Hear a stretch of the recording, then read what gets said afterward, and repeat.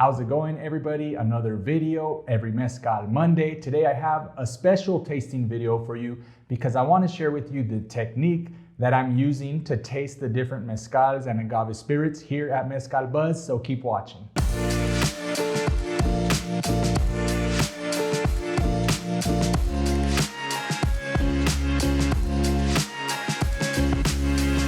All right, so I'm getting ready to do a couple organoleptic evaluations of a couple different mezcals here. And I thought it'd be a great idea to share with you the techniques that I've learned in the Agave Spirits Institute to tasting the different agave spirits. So to start off really quick, I want to start off with the glassware that I use for these evaluations. So what I have here is called an ISO glass. ISO stands for the International Standards Organization, and it works great for tasting agave spirits as well. The reason why is we have a small opening here that leads into a wide bowl, and this allows for the aromas to really concentrate in this area. So when we're smelling, we're really getting a nice concentration of those aromas. They're not escaping and they're not at all interfered with any outside aromas as well. Another reason, and very important reason, this is a nice, clean and clear piece of glassware. The reason that's important is because we really want to get a good visual evaluation of the spirit which we are about to taste.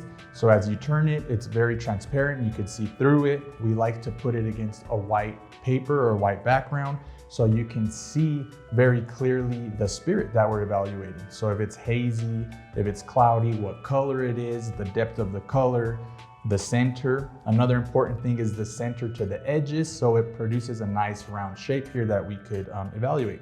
So that's one of the very important pieces that I use to evaluate spirits. If you are going to, you could use a wine glass, or if you don't, I do recommend using clear glasses. What I have here is like the common Velita shot glass that's often used for mezcal. I think this is a great one because again, it's clear. It allows the light to pass through and you could really see what you're tasting. And yeah, you could get these from a candle that you burn out and save it for later, or you could purchase them as well. But if you're not going to use an ISO glass, I do recommend using a clear glass. And again, you want to see what you're tasting. Another tool that I have here that's provided again by the Agave Spirits Institute is the Stereo Sommer Tasting Guide. It sounds crazy, huh? And it's really just a chart of all the different flavors that you'll find in the different agave spirits.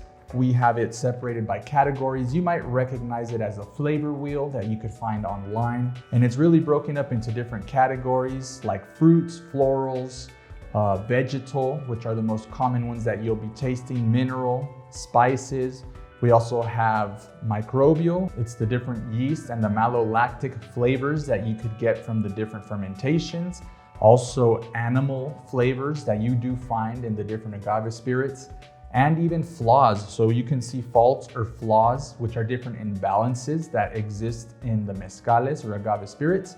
You can learn to recognize them. Something like glycerol, if you taste rotten egg, for example, iodine. These are all different flavors that are characteristics of flaws that you find in the distillation or fermentation of agave spirits.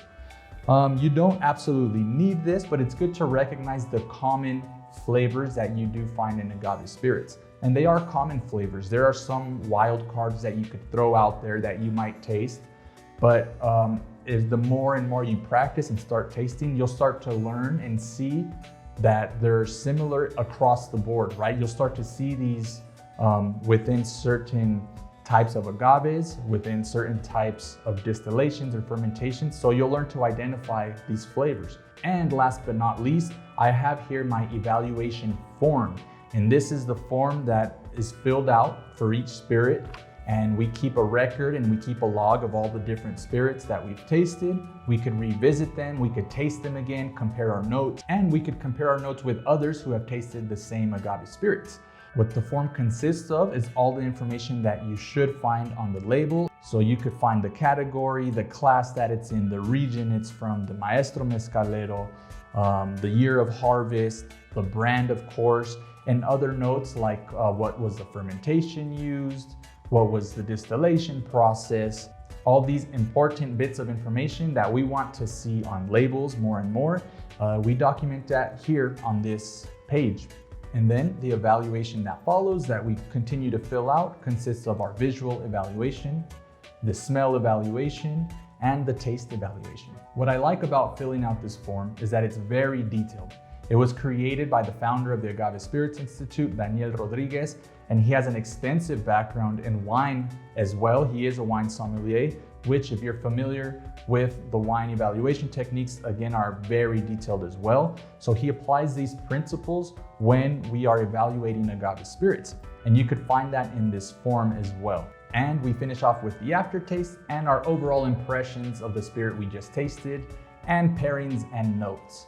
So I really enjoy doing these taste evaluations for you guys. I just wanted to share how I did them based off of my practice with the Agave Spirits Institute. If you're interested to learn more about their programs, I left a link in the description and a special discount code for you. And you'll be supplied with all these materials and techniques on how to do this. But for now, I'm gonna work on these tastings because I got a couple cool tasting videos coming up for you guys. So as always, I'll catch you next time.